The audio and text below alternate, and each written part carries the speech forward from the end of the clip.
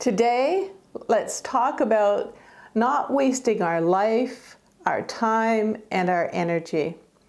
Now, when most people think about this, they think, oh yeah, sitting back on the sofa, watching lots of TV, but I'm not going to talk about that today, although in a lot of cases that is a waste of time, right? What I'm going to talk about today are 3 instances where I know a lot of people, including myself, have wasted a lot of time. Number 1 is people pleasing, right? Where you've wasted a lot of time, a lot of effort on people that just never seem to give it back. Number 2 is giving up on your dreams. You know, there is no expiry date on dreams, and I really want to talk about that and maybe put a little bit of life back into that one.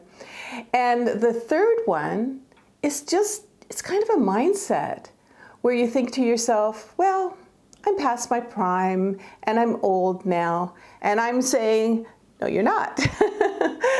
So let's start with point number 1, which is a biggie, I know, and that's all about people pleasing. Now, how many of us have been there and done that? For sure. Now, I'm going to say that there are times where you should be a people pleaser. You don't want to pour from an empty cup, but let's say that you have an elderly parent and you're being of service to people. Remember your self-care, but there's an instance where you're really not wasting your time. You're being of service to people. Maybe it's a child, whatever it is. You know the difference.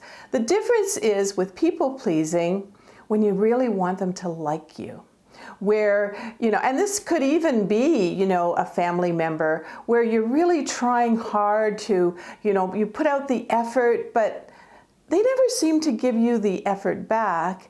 And with some people, after years and years of this, your confidence dwindles, you're feeling small, and you've just kind of lost a lot of self-esteem.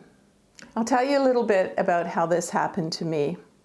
Many years ago, decades ago actually, you know, we did the social drinking, right? And I fell in love with the father of my children, and he was a social drinker. I didn't drink that much, but I still was a social drinker.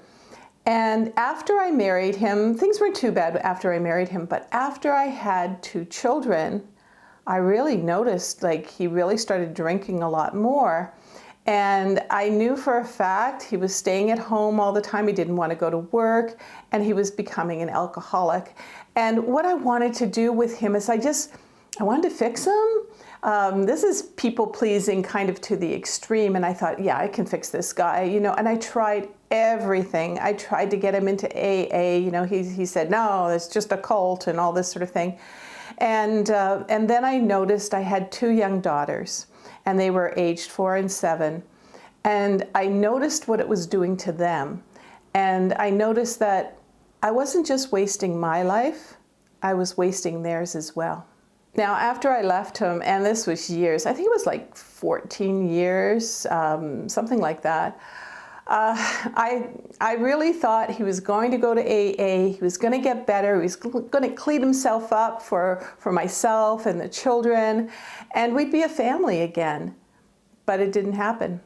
Nope, he just kept on drinking. He didn't see the children a lot. And he just, after I left him, he died a few years later, and the diagnosis or the prognosis, whatever you call it, that he died of alcohol poisoning. So, you know, I still really love him, and in my heart, and I bless his soul. But my life would have been a lot different if I stayed with him. My children's lives would be a lot different if I stayed with him. And I wouldn't even be here today talking to you. And it took strength to leave, but again, it was an unbeatable situation for me. And I think that maybe for some of you, it might resonate with you, it might put a spotlight on something that you're doing.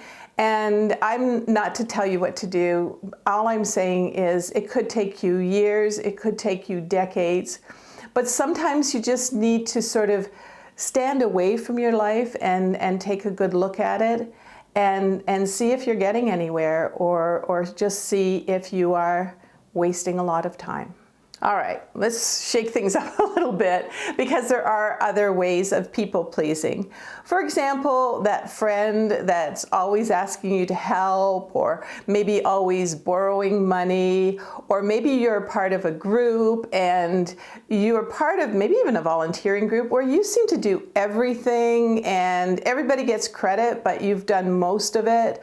Or maybe you're just trying to make friends, and the more you try, you don't seem to be getting anything back from anybody. Well, for me, that's the wrong friend group. Find a group, or you don't need a zillion friends, by the way, but find people who really resonate with you, who get you, who appreciate you, where it's just kind of easy peasy and you don't have to always be putting out the effort, and hoping that something comes back, because, generally that never works. It never does come back, and you're just kind of wasting your time, and I don't want you to do that. All right, so now I'm on number 2, and what was number 2 again? Oh, giving up on our dreams. Let's take a look. Let's listen to what I would do in that case. Now, before I get into dreams, I just wanted to remind you that at the end of every one of these videos, I have a quote for you. And the quote that I'm going to talk about is really just about what I just talked about, people pleasing. So it might be one that you might want to write down. All right, let's talk about dreams. And there's no expiry date on dreams. You're never too old to dream big. And as a matter of fact, Colonel Sanders, when he was starting up KFC, he took his pension, his old age pension money, and that's what he brought in to invest in the business. So, whoa, and we all know what happened to him. So you can't just sort of say, oh, I'm too old to go on to my dreams. No, find something that you love. Remember when you were younger, what was something that you did and all of a sudden you lost time? Like it just was like, what? Oh my gosh, is it that time already? And you just loved it. And those are the kind of things that you can build your dreams on. Okay, I didn't think I was too old to dream. And I was in my 60s. And as most of you know, I just love fashion. I love makeup. And I said to a lot of my friends, you know what, there's this new thing called, well, it wasn't even new, it was been around for a long time, YouTube. I think I'm going to be a YouTuber. And I think I'm going to show women of my age, fashion and makeup. And I don't think I had anybody who thought it was a great idea. Most people said, oh my gosh, have you really watched these YouTubers? They're all in their 20s, and don't you think you're a little old for that? And they almost had me. But I had this dream, and I went, no, I don't think I am too old for that. And I think I do have some things that I can teach, because I still wear makeup, and oh, what the heck, I'm going to be a YouTuber. So we got all the lights, and my now amazing husband got the right cameras, the right this and that, and we did our first YouTube. My first YouTube was on aging eyes, how to put makeup on aging eyes. And at this point, it's at 1.8 million views. What?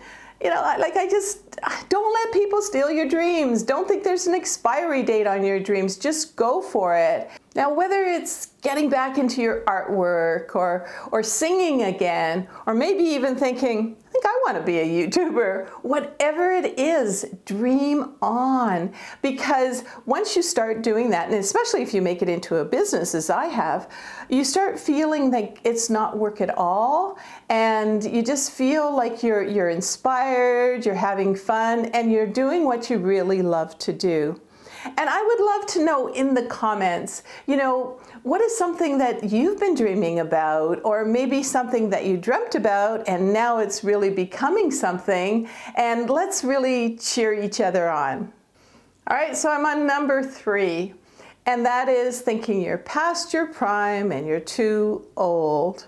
I know some girls, I call them girls or women, who are 38 years old and think, oh my gosh, I'm too late. It's too late for me to do anything now. I'm past my prime at 38 years old.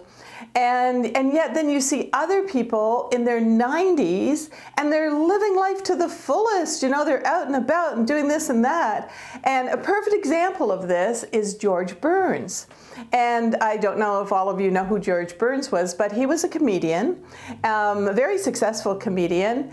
And he was 99 years old, and he had plans. He'd created plans with Caesar's Palace, okay? He was a comedian, to have his 100th birthday and do a performance at Caesar's Palace on his 100th birthday.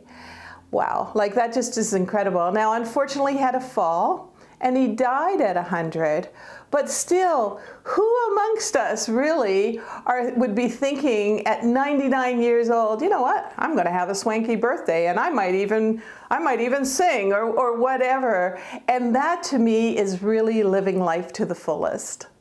It just seems like society has led us to believe that, especially this retirement age of 65, that when you're 65, you know, just go retire, you're done. And you've got like 30 plus years left for most of us. 30 plus years, like that's a lot of time. That's a lot of time where you can be contributing to society, even if you're volunteering, you know, get out there and do something and maybe help the world a little bit. I know a lot of people like to go and play golf almost every day or something along those lines, but think outside the box. Like again, think of something that you might enjoy. You maybe even join a pickleball team or something like that, a sport that you loved before.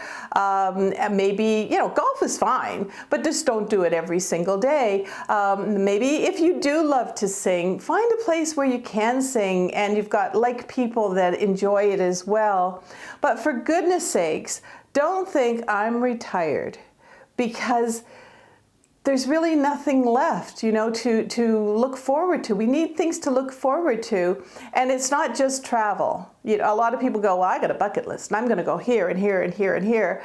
And then all of a sudden, maybe they are in their 80s and they find, you know, I just can't move like I used to. And there was so much more that they can still do besides travel. So, you know, let's all take a little bit of an idea from Colonel Sanders and get a little bit more of his get up and go.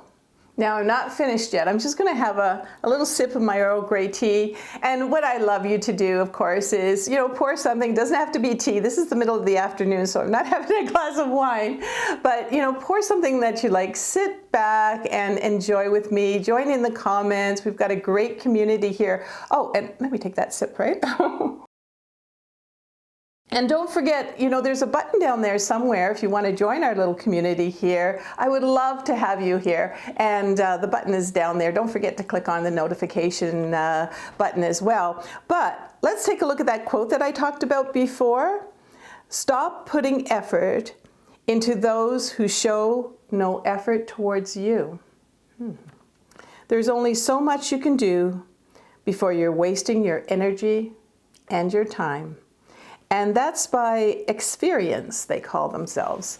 And again, you know, let's not waste our time on people who won't have any time for us. I think that's so, so important.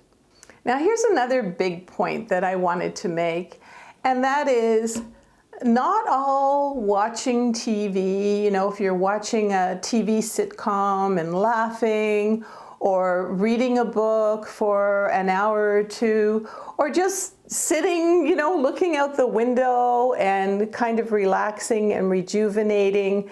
Those are not necessarily wasting time. It's when something like that overtakes you. You're not just watching a funny sitcom and laughing, you're watching a sitcom and then you're watching something else and then you're watching a drama and then you're watching the news and on, you know what I'm talking about. Those are the kind of things that are wasting your time, but you do need downtime, you do need the stillness. And it's a very good point to differentiate between whether you're wasting your time or whether you're just relaxing and rejuvenating. Now, I really hope that this heart-to-heart talk really resonates with some of you and really helps someone today. That's one of my goals. Like some of these topics that I'm talking about, they're a little bit deep, but that's where I want to go. But we've got a great community here. I mean, I've been looking in the comments, I've been answering a lot of the comments, and such a supportive group. And we're really kind of being kind to each other, cheering each other on. And we are on an aging journey. So let's get together. I'm going to be here again next week, and let's feel inspired and empowered.